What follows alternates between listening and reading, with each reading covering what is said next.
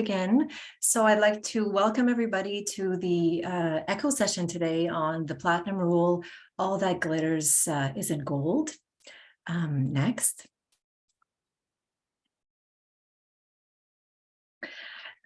Before we get into our presentation, I would like to take this opportunity to acknowledge that the land on which I'm presenting from, the city of Ottawa, is the traditional unceded and unsurrendered territory of the Algonquin Anishinaabe people.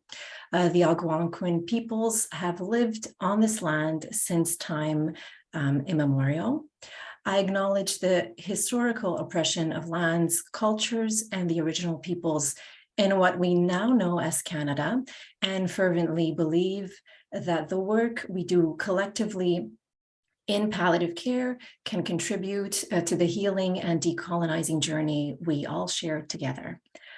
We are grateful to have the opportunity to be present in this territory. Next.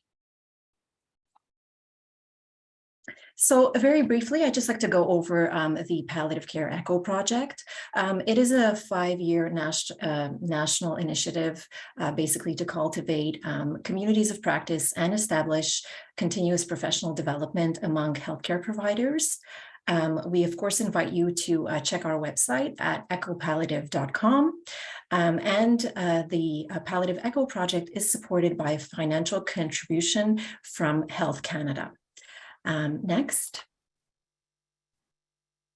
Very shortly, for many of you attending, you probably know Pallium Canada as well as an organization that does offer our LEAP courses, of which one of our most popular course is the LEAP Core program. It is an interprofessional course that focuses on the essential competencies to provide palliative care approach. It can be delivered online or in person. I definitely invite you to view any of their course descriptions or details on the pallium.ca website as well. Next. Okay, so I'd like to go through the introductions for myself. My name is Diana Vince. I'm the Palliative Care ECHO Project Manager here at Pallium Canada, and I've been with the organization going on 6 years now.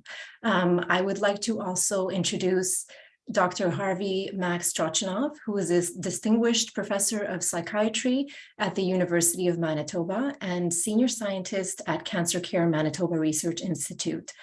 His research provides an empirical basis for understanding and addressing palliative and end-of-life care experiences for patients and their families. His more than 300 career publications have broached diverse topics such as depression, quality of life, suicide, vulnerability, spirituality, and existential distress towards end of life.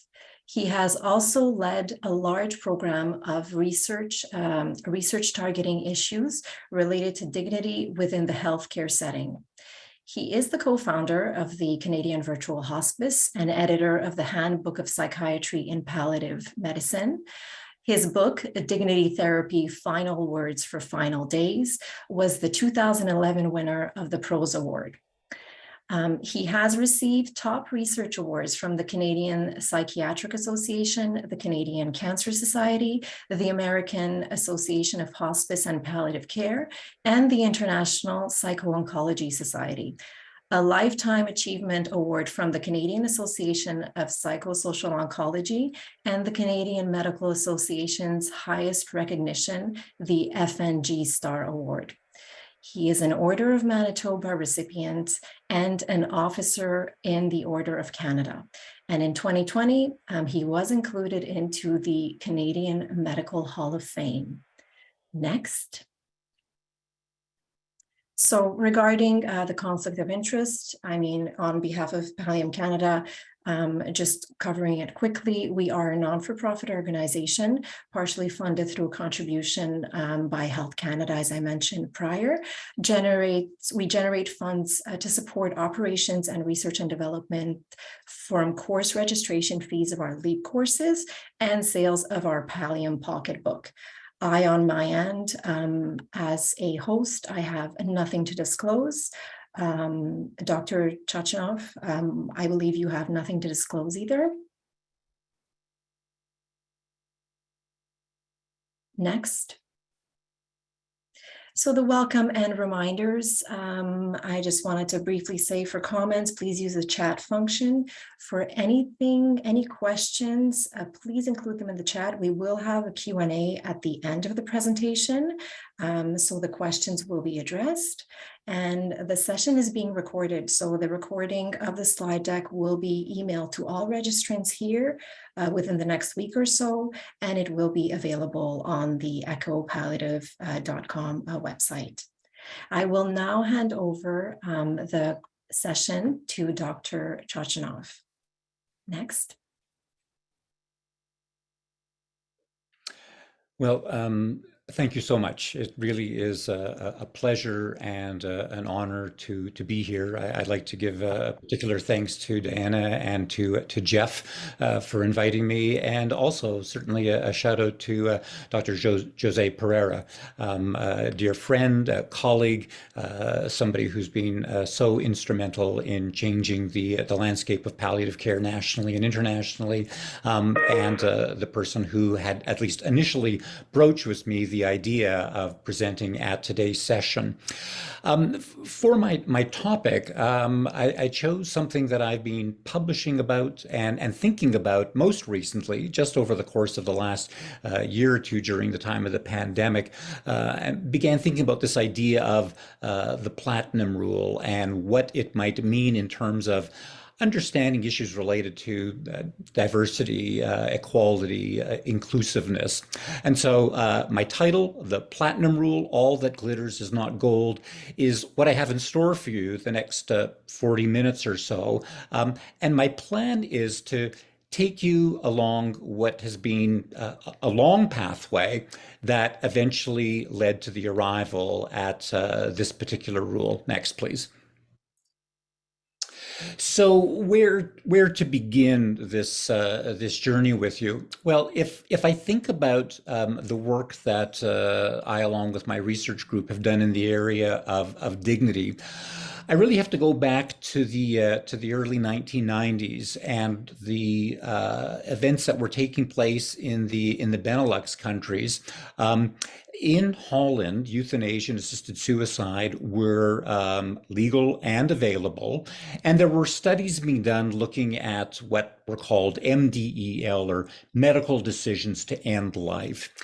And one of the really influential studies that I just stumbled upon was a study that was published by a first author named Paul Vandermas that had been commissioned by the Dutch government to find out about the prevalence of MDEL.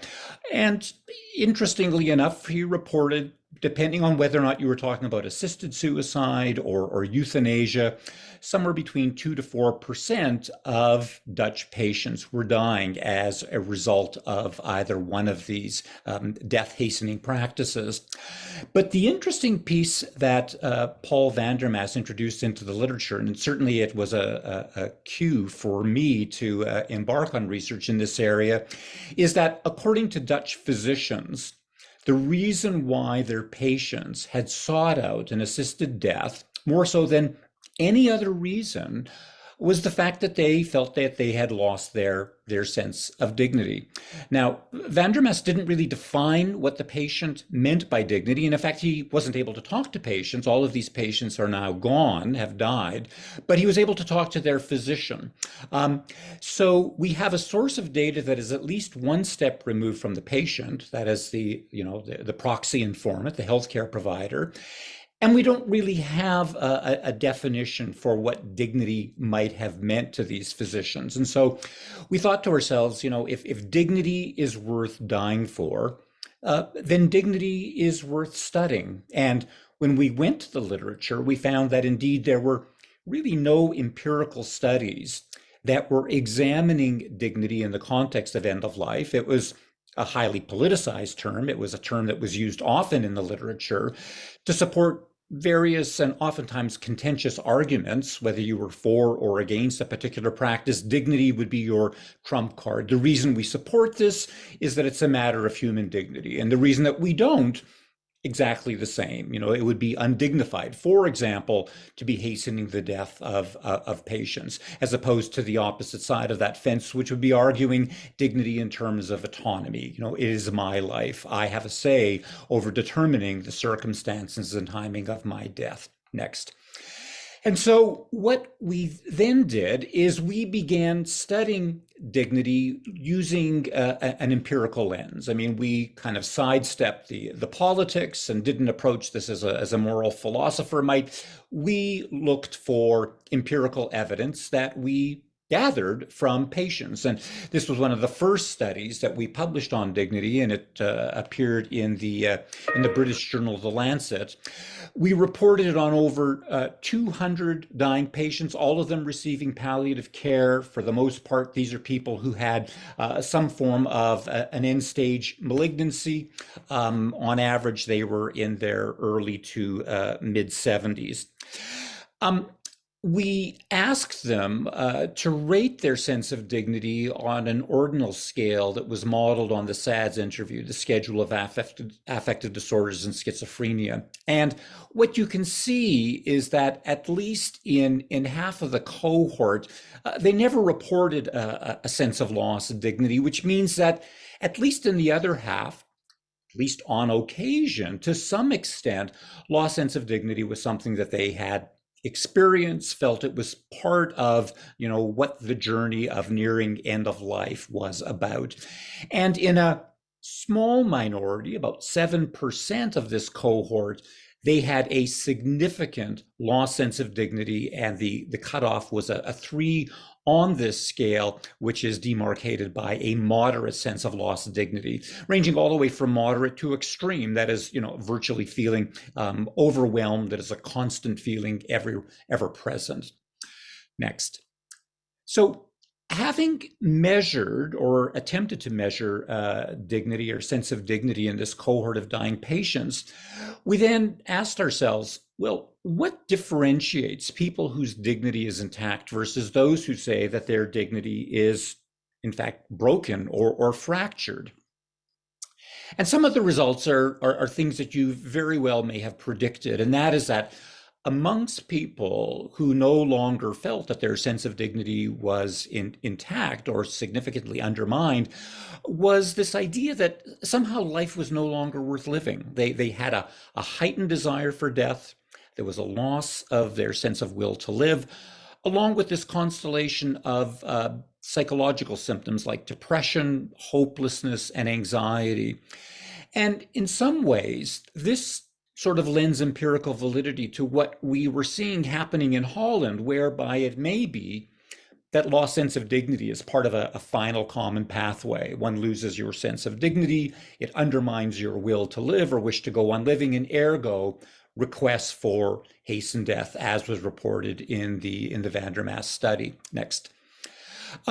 We also were interested in saying, well, I mean, clinically, are there differences between people who feel dignity is intact, robust, versus those who feel it is not? And when you think about, and we have not defined dignity for patients, but if you look at a dictionary definition, it's this idea of being deserving of honor, respect, or esteem. So although dignity is talked about in terms of having intrinsic qualities, the sense that dignity is innate to the human condition, irrespective of what my circumstances are, irrespective of what encumbrances are imposed by my illness, we also know that dignity has this extrinsic or externally conferred quality, which has to do with, are you worthy of honor? Are you worthy of respect or esteem? Now, when we looked at some of the clinical differentiators, we found that those with a lost sense of dignity were more likely to feel that their pain was inadequately controlled, were more likely to struggle with what we called, and we did some work on what we called the intimate dependencies of care. So bathing, dressing, toileting, and then finally, things as basic as, physical appearance, which I'll say about more in just a moment. Next. When we did some modeling of the data, and again, this is all quantitative research we were doing at the time, when we did some modeling of the data, the thing that entered as the most ardent predictor of sense of dignity was this issue related to appearance, or what we've come to understand, how people perceive themselves to be seen, which is a bit of a mouthful, but in some ways for me was really an epiphany. Because what this said was that the way we see our patients has an influence on their healthcare experience, and a profound influence in terms of determining whether dignity is being upheld or not. And when you think about it, and the epiphany is that, we always think about what we do in palliative care as being, what we do to the patient or with the family. But what the data was telling us, quite exquisitely was, the way you see a patient, in other words, what goes on between your ears, you, the clinician, has a profound influence on patient experience. And as a result of that, I actually wrote up a separate paper to share this epiphany, published in the Journal of Clinical Oncology many years ago, called Dignity in the Eye of the Beholder. And the illustration that I have beside the paper is an etching by the Dutch artist M.C. Escher. And this is a self-portrait, and it's a self-portrait that I choose to call Dignity in the Eye of the Healthcare Provider and the Eye of the Beholder. If metaphorically, patients look in your eye and only see a differential diagnosis or a problem checklist, then they feel that they have been reduced to their ailment, that personhood has been overshadowed by patienthood. But if you see a reflection that is affirming of personhood, then, like this etching by Escher, you see this middle-aged, debonair-looking man in his apartment, surrounded by his books, his belongings, his photographs, his pictures.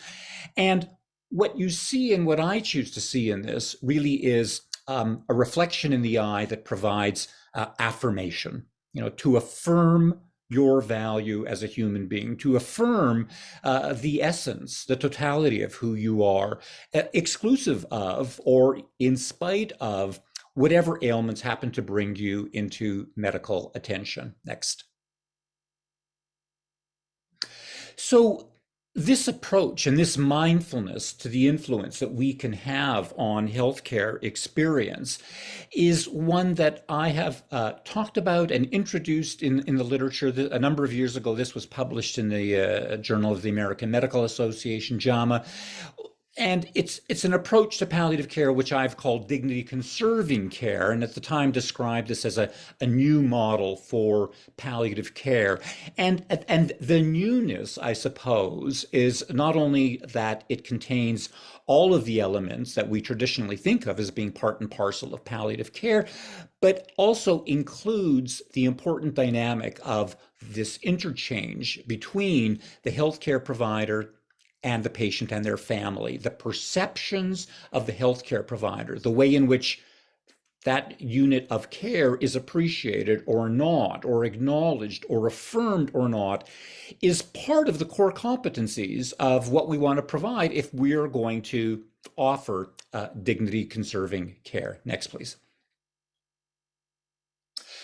So if that is the case, how we see patients having a profound influence, then we need to take very seriously how we see people, or the lens through which we see people.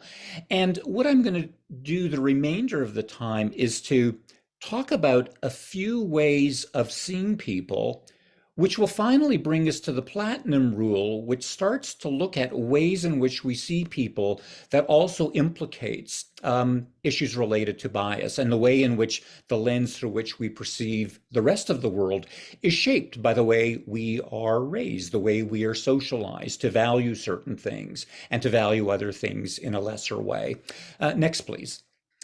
And so over the years, I, along with my research colleagues here in Winnipeg, have tried to find ways of making sure that personhood is on our clinical radar. And again, there's too little time today to talk about all of the ways in which we've done that. And of course, I want to leave a good swath of time towards the end of my talk to talk about the platinum rule, which is the pathway or the destination that this pathway is meant to lead you to today. So dignity therapy, without going into detail, is an individualized, brief psychotherapy based on the notion of generativity, or the creation of legacy, guiding patients through a conversation that in essence allows them to say the things that they need said while they're still able to say it. It's a process that's facilitated by a trained therapist. The conversations are recorded, they're transcribed, and then given or returned to the patient for them to bequeath to their family members or loved one.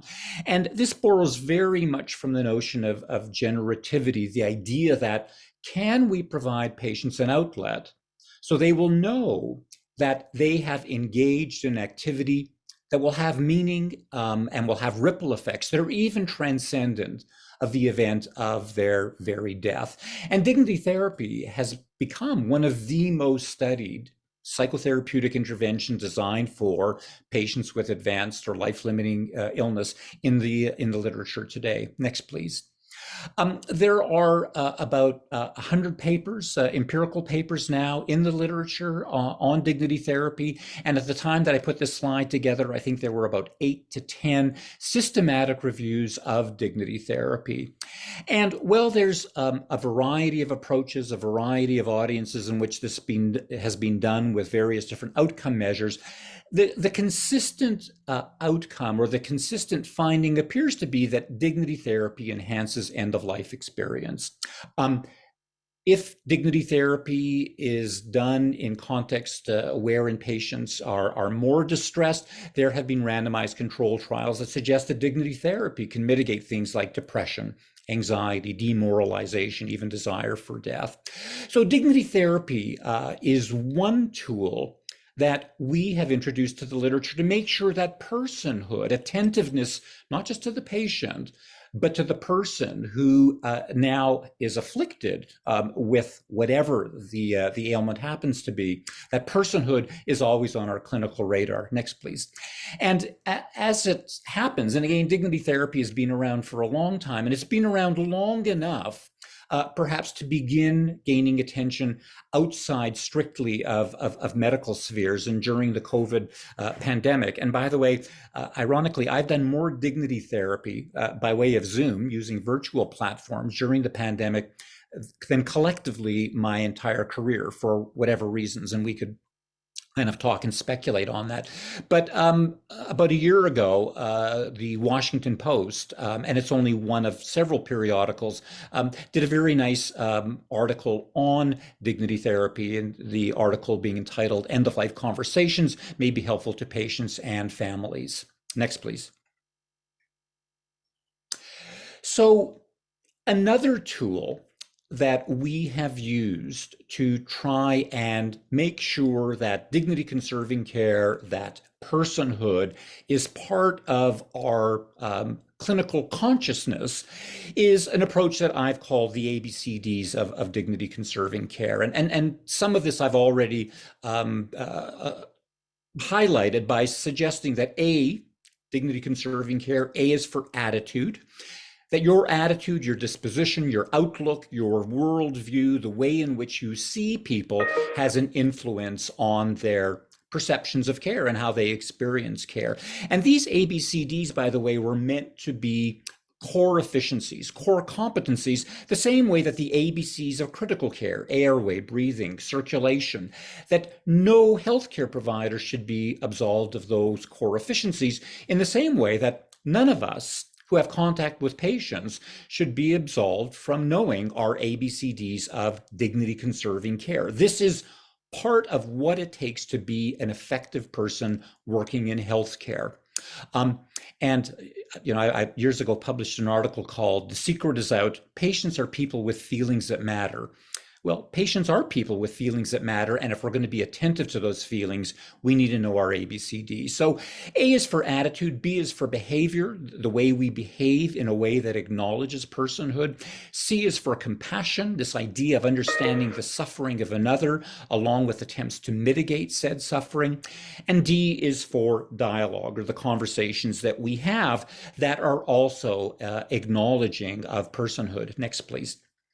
So coming back to compassion, and again, I feel the pathway to the platinum rule now is coming fairly fast and furious. In case you're wondering when we are going to get to that, compassion requires knowing the sufferer. I mean, to understand suffering, you need to know who is suffering, and then you're in a position to try and mitigate that suffering. So this is Stuart Farber. He was a palliative care physician in Washington State. And while he was going through the process of dying of a metastatic illness, he wrote the following: "With rare exception, the clinicians who treat me have good hearts, care deeply, but possess little or no knowledge of my thread." This is a metaphor that he used to talk about his essence. "My thread is the narrative I use to make sense of my life. It is longitudinal, nonlinear, emotional, filled with contradictions, and integrates my life experiences into a coherent whole. It is within the values and meanings of my story that treatment decisions are made. What contributes to meaning and quality is not about living longer, but living a life that is consistent with my thread." And he ends by saying, "Without knowing my thread, it is impossible for a clinician to provide respectful care." So he's saying, know me. We need to know the patient. And the platinum rule, as you're going to hear very shortly, is a way of ensuring that indeed we know the patient. We know the patient in a way that is stripped of any biases that we might have that shape the way we think we know the patient. Next, please. Another way that we've come to make sure that personhood or knowing the thread of that individual is on our clinical radar is something that we've called the patient dignity question. What should I know about you as a person to take the best care of you that I can? Next, please. The way, actually, can you go back one?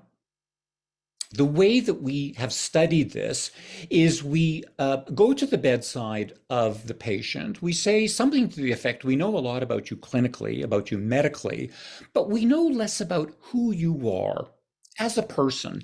And so, ergo, the patient dignity question, or the PDQ, what should I know about you as a person to help me take the best care of you that I can? It's a 5 to 10 minute conversation. We go off at the end of it to summarize it into 2, maybe 3 paragraphs. We immediately come back to the bedside for 3 reasons. We read it, we make sure if there are any adjustments or editorial changes that need to take place, and finally, and this is the litmus test, do we have your permission to place this on your chart? Next. And so what we have found out when we have studied the PDQ, and this is from a palliative care study, is that all patients, and most of these are just subtle rounding errors, in almost every instance, it is accurate. All patients without exception say they want it on their chart. And by the way, when patients can't perform the PDQ, we get their family members to, and we find that the effect on family members is identical in terms of how that influences healthcare providers. So whether at the end of your days it is you or your family member who describes your thread, the effect it will have on the healthcare provider will be the same.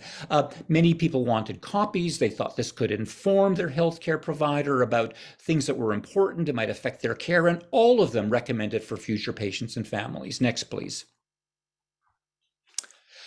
When we studied healthcare providers, interestingly enough, 90% of them said they learned something that they didn't previously know. And in fact, this brief intervention actually enhanced things like connectedness and empathy and respect for the patient.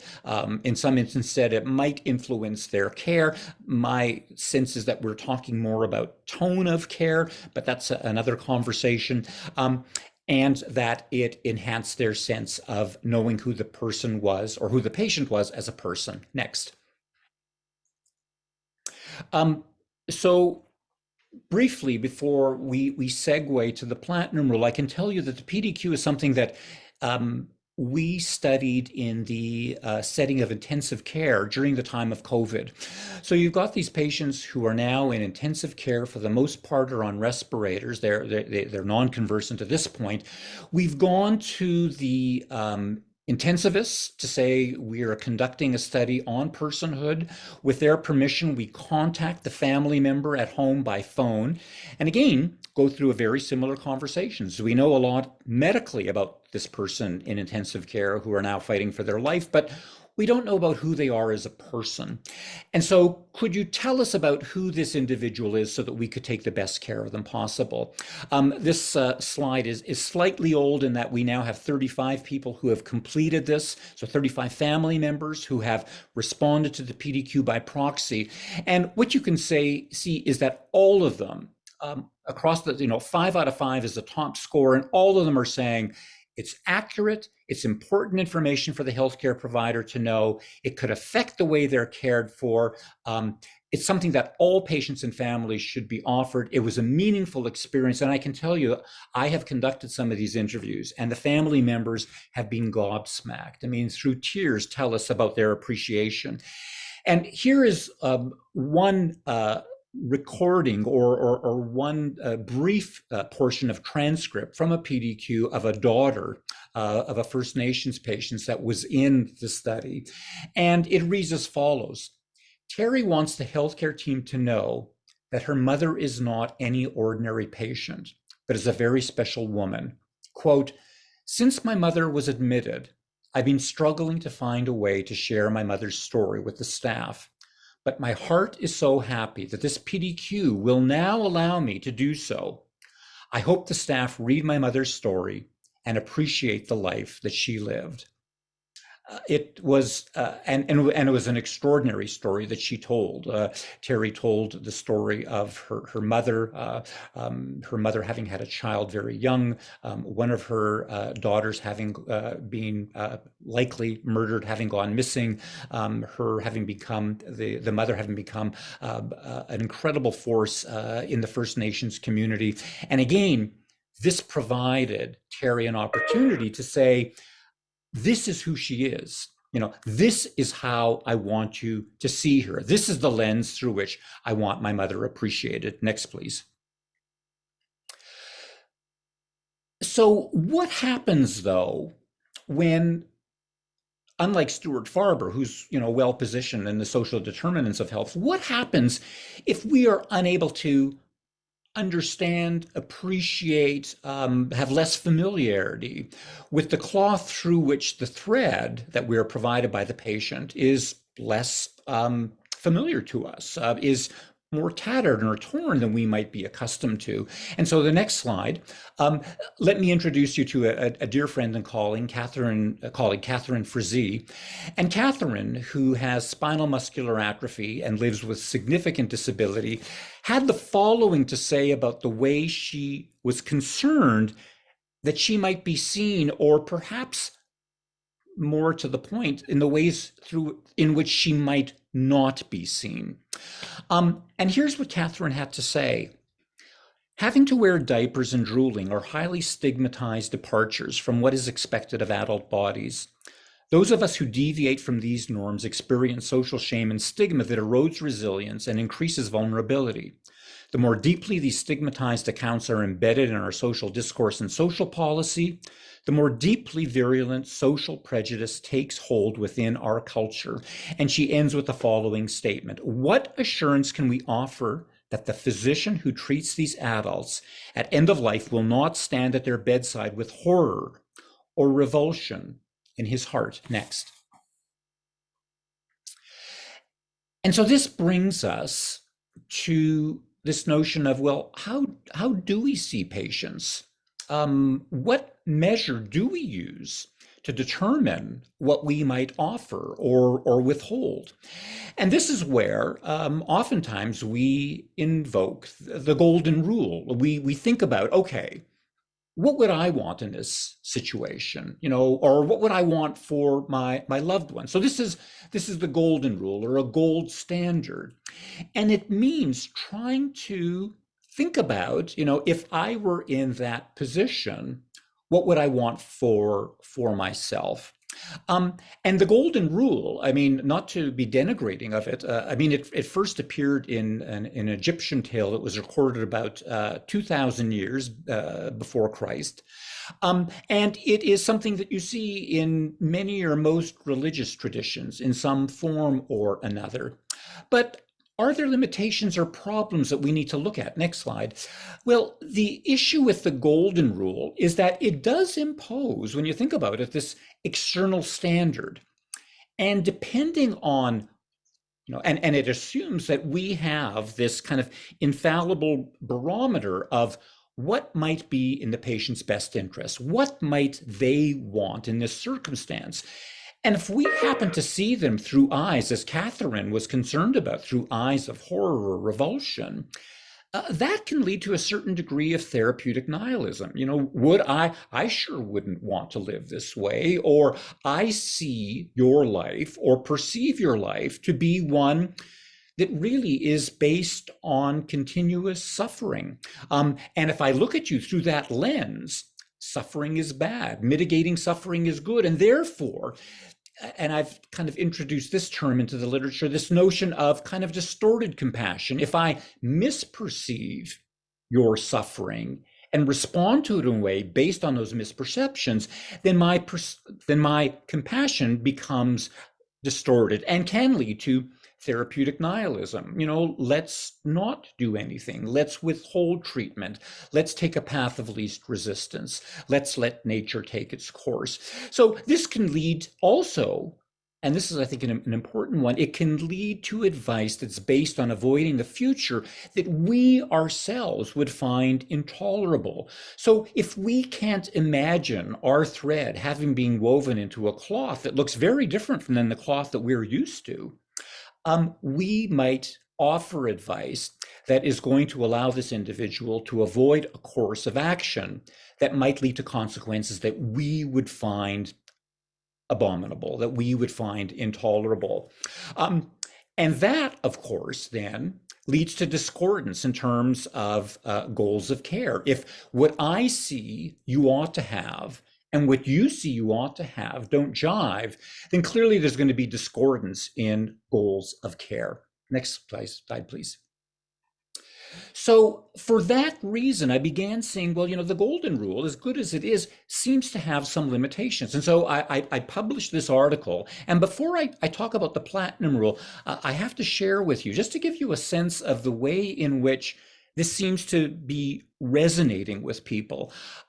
Within about 24 hours, I mean, there were about 20,000 impressions. Now, I'm no maven on social media, but for me, this was really I was quite flabbergasted that so many people were responding so quickly.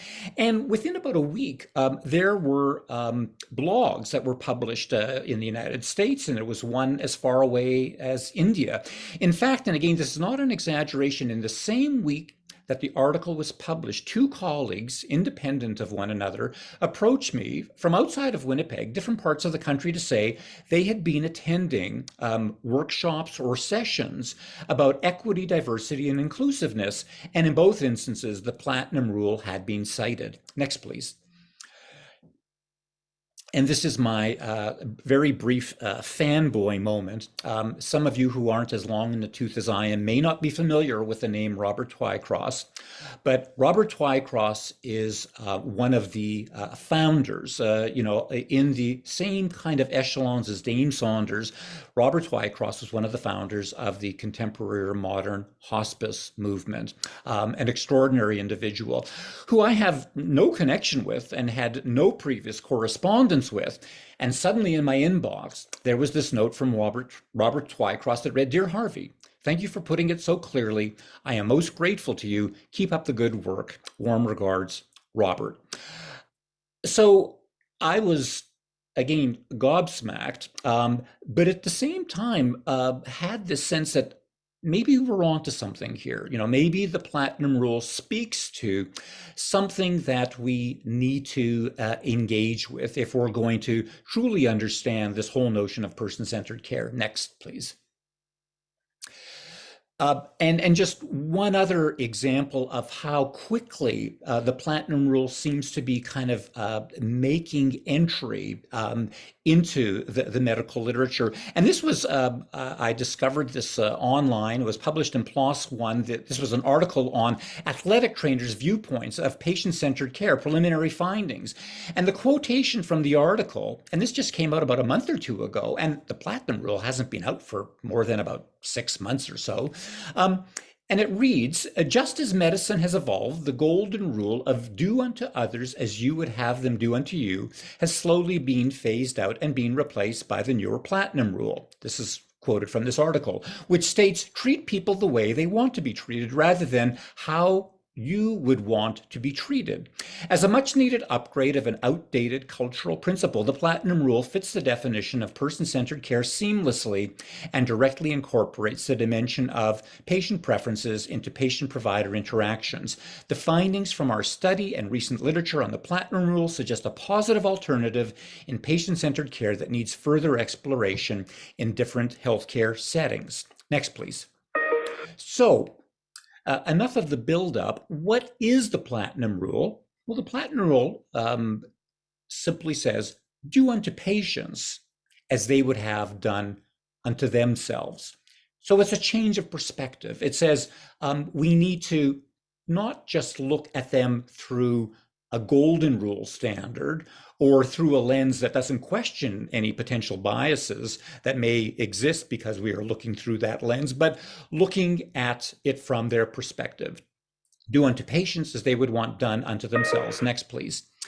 So the article that appeared in the Journal of Palliative Medicine essentially provided an outline, a description of what the platinum rule is, and illustrated it with a case example. And the case example was an individual, a gentleman, who was encountering a head and neck malignancy. He had gone to his medical oncologist. The medical oncologist sort of sat him down with his wife and said, you know, you're in a really difficult spot.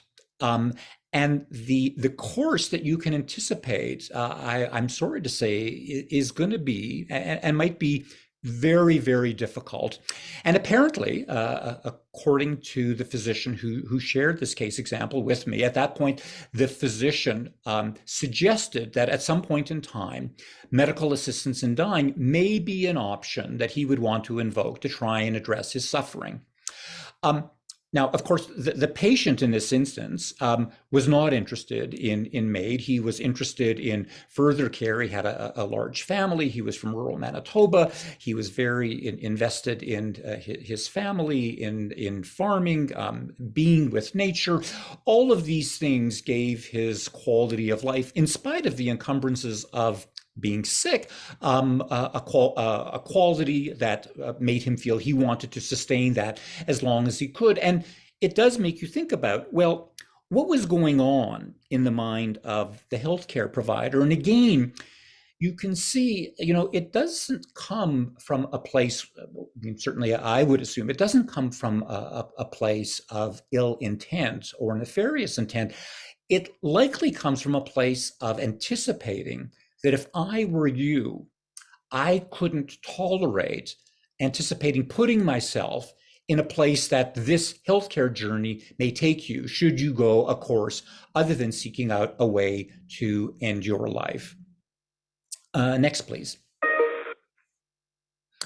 So what then are the merits of a platinum approach? Well, it means that we always need to consider the patient's perspective. And of course, we always need to recognize and confront our own personal biases. And I don't see this in a way that is accusatory. The fact is that to be human is to have a lens that is shaped by certain experiences. If we think about Western culture, what are the things that we are taught to value? Youth, beauty, wealth. These are the things that we are taught are most attractive, and anything less than that falls somewhere down the line in terms of the extent to which they are to be valued, to be nurtured, to be sustained. Now, certainly when I speak to my palliative care colleagues, they also point out that the platinum rule is very much, although maybe it's new terminology for an approach that is tried and true, and that is that it's an important standard for substitute decision making. When you're at the bedside of your mother, your father, the individual who can no longer speak for him or herself, and you need to decide on a future course of action, the appropriate question isn't to the children, to the people at that bedside, so what would you want done in this circumstance? The appropriate standard is a platinum standard. If we could bring your loved one into this room the way they were a week ago, the way they were a month ago, what decision would they be making? So it brings the person into the room. It says, we will do unto the patient as they would want done unto themselves. And certainly, the hope is that it raises the bar further on person-centered care, because person-centered care should be based not on the golden measure, the golden barometer, the infallible barometer of what I might think would be in your best interest, but should be based on a measure of what you, the patient, would feel would be in your best interest. Next slide, please. Now, besides the publication in the Journal of Palliative Medicine, I've been grappling with ways to try and get the word on the platinum rule out. I think it seems to me it's an interesting and perhaps important way for us to kind of expand our repertoire of what we understand person-centered care to be. And so I published this particular article in JAMA Neurology just in the last few months. And I called the article Seeing Ellen and the Platinum Rule. I thought long and hard before I included my sister's photograph. But the article, after all, is called Seeing Ellen. And Ellen was my sister. She died a number of years ago at the age of 55 due to complications of cerebral palsy. And although I'm not going to give away everything that's contained in the article, and by the way, all of my articles are available in the public domain. You can go to dignityandcare.ca, or you can go to PubMed, and they're all available. They're all open access. But the article essentially invokes the platinum rule because it tells the story of how Ellen, quite some time before her eventual death, how she was admitted to an intensive care ward. And the way in which the intensivist, again, not through any ill intent or in a deliberate knowing way, but the way in which he was able to see or was unable to see Ellen.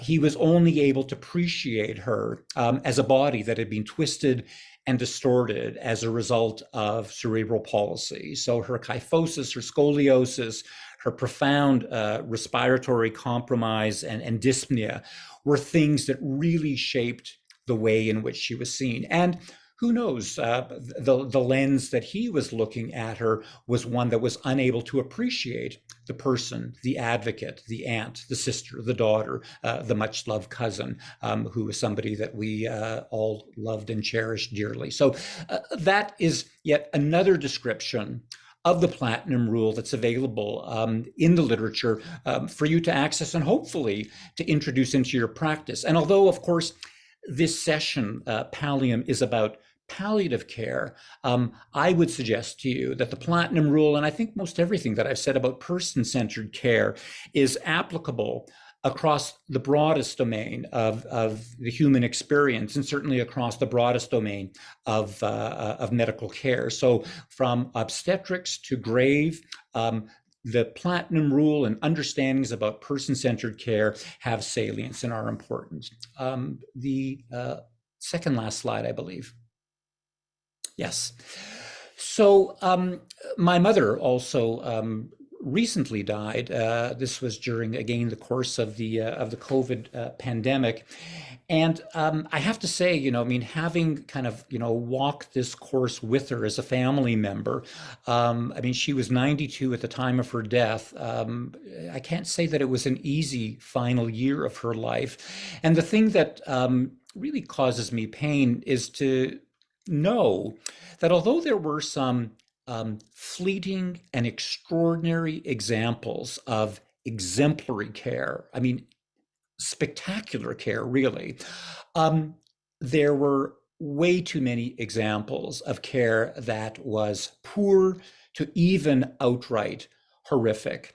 And I can't help but think that, maybe some of the explanations for the kind of attitudes, and the kind of attitudes I'm talking about, are wherein elderly people and the experience of elderly people are seen or come to be seen really as tasks, bodies that need to be managed, tasks that need to be attended to, bodies that need to be fed, that need to be toileted, and very occasionally, and I mean very occasionally, washed. And I began to wonder, because I had been writing about the Platinum Rule, is it conceivable that this kind of ageism is driven by an inability for healthcare providers, for some of us to imagine ourselves having a life like that others might still be seen as valuable or valued from a vantage point of never having simply been at that stage of life themselves. So the golden rule or standard might lead to this kind of nihilistic outlook of, we need to take care of your body. I certainly wouldn't want to live this way, to a platinum standard that recognizes that, you have value, you see your life as having value, and for that reason, you need to be appreciated in a way that embraces the totality of who you are, not just the problem checklist, but the person that is so beloved. Next slide. And so with that, it's time for me to conclude and for us to begin our Q&A. I hope that I've introduced concepts that all of you find clinically useful, personally useful in your own lives and clinical practices. And they're practices that I have tried to summarize in a forthcoming book, Dignity in Care, The Human Side of Medicine, in which I've tried to capture the stories, the wisdom of colleagues, a lifetime's worth of clinical experience and research to really talk about how we can introduce and bolster this notion of dignity in care, because after all, it is the human side of medicine. Thank you all so much. Thank you so much, Dr. Chochinov, for that amazing presentation. I wanted to open it up for a question and answer period. I do invite everybody to please indicate your questions into the Q&A instead of the chat. It is simply easier for us to address them. So I'm just going to give a few moments for anyone who would like to ask any questions or make any comments, to please include them in the questions and answer area.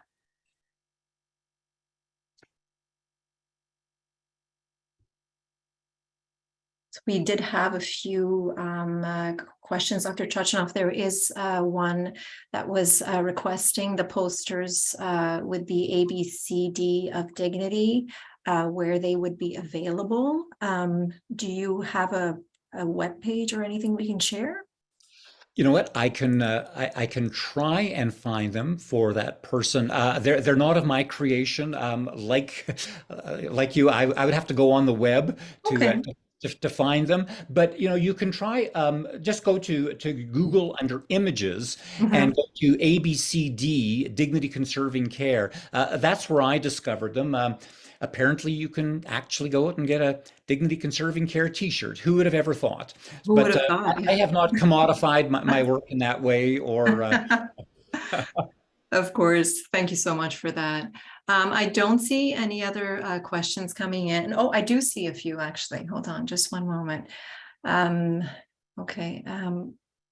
Oh, somebody's asking for you to please speak about your new book.